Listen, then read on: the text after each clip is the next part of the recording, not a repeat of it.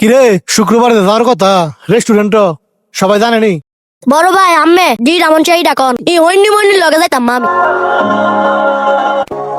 কাকা তুমি বলে এই পাত্রে বর্তার হোটেলে লয়ে যেতা না? আরে বেটা কেডা কইছে আর লয়ে দিতাম না, আমি কইছি সবাই রে আমার লগে যারা যারা আছে ইফাজে থাকবো, তুইও থাকবি, ইয়াসিনও থাকবো, ওমরও থাকবো। কি হইছে? ই হইনি মইনি রেস্টুরেন্ট লগে যাইতাম মা। ইতা না আমার লেবুল ভরে হ্যাঁ গো লগে কি চলতাম। কেরে রে আমি করে দেখ মানুষ না আজকে তোর বাবার টিয়া এসে দেখা তুই অহংকার হয়ে গেলে গা। অহংকার কিন্তু পতনের মূল। তগদ একটা সময় কিছু আসিল না, অনে আল্লাহ টিয়া দিছে এলিগা অহংকারী গেলিগা। অহংকার কিন্তু বেশি দিন টেয়ে না। ইফাত বন্ধু যদি না যায় আমরা কেউ যাইতাম না। বন্ধু বান্ধবের মধ্যে কোনো অহংকার চলবে না, কোনো বড় লোকে চলবে না, সবাই সমান। আরে বন্ধু তোরা সবাই না আড্ডাইতেছ, খারো বন্ধু আইতেছি।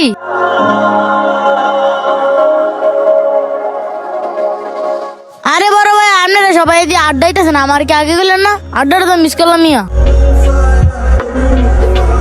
কিরে ভাই তোর মন খারাপ কে লিগা? আরে বেটা মন খারাপ না, ওমর বাপের করে টিয়া আছে দেখা ওমর অহংকার হয়ে গেছে গা। হ্যাঁ যে কথাটি কইছে তুই উনলে তোর মন খারাপ হয়ে যাবো গা। কিরে উমর কথা কি হাসা? কথা তো হাসো ইতনা না আমার লেভেলে ভরে।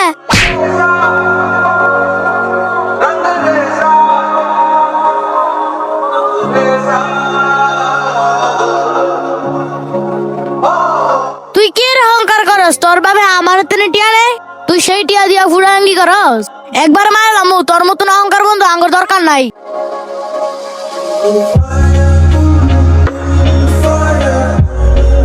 ওমরও যে কথাগুলি কইছে কথাগুলি খুবই রং কইছে, এবং হ্যাঁ প্রচুর অহংকারী হয়ে গেছে গা।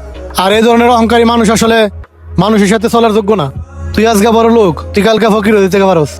তুই যদি অহংকার ছাইরা আইতারস তাহলে তুই কাল্লা আইস। ইয়াসিনে যে কাজটা করছে এটা ঠিক আছে।